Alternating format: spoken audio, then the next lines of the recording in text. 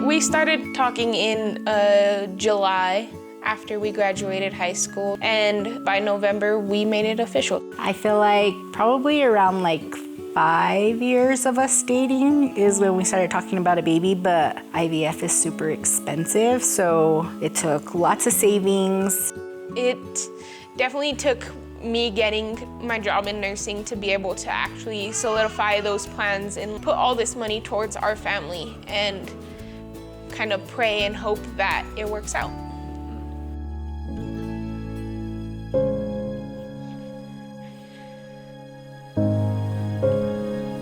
I knew I always wanted to be a mom, but I knew I didn't want to be the one to carry a baby. So finding a partner who was so supportive and loving and wanted to do that for me is just something I couldn't ever ask for. Yeah.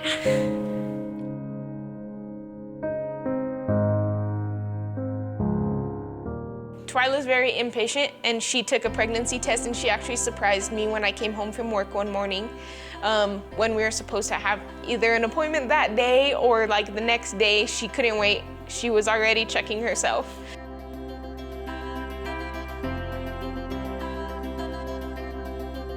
We have an appointment today. After work, went to the appointment and they asked, "Do you have your bags packed?" We said, "No, why?" The ultrasound technician kind of like took a breath, and I was like, yeah, I see that too. And I was terrified. I was really scared that we were gonna lose him and what we worked so hard to get. Yeah. He was like the size of the provider's hand. It was really crazy to see. They weighed him at 1 pound, 6 ounces. Once he was born, he was basically ripped away from us right away. The NICU team, they were able to save his life with how quick they acted. I spent about probably a good 18 hours in the NICU every single day because, I don't know, I feel like my baby needed me more than anybody else.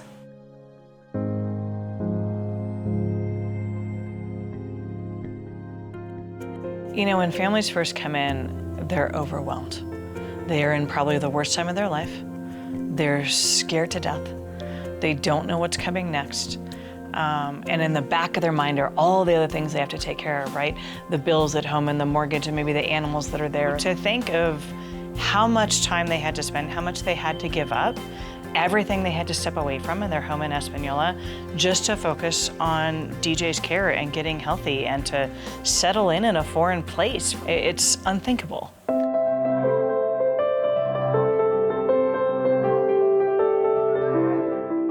We were literally right across the street when he had very scary nights, which he had a lot of those.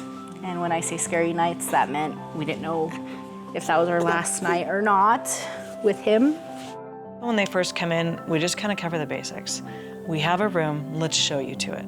Here's where the food is. And by the way, there's other things too when you're ready for that. And the gratitude that just kind of comes over their face and the sense of relief that they have of, I don't have to think about this. I don't have to figure it out.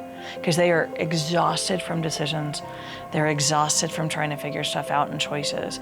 And so just to see them take a breath for a second is so gratifying for us. It's also nice that knowing like all the people that stay there are somewhat going through something similar to you, with whether it be a child that's sick, a child that's in the NICU, they're staying there for a reason too.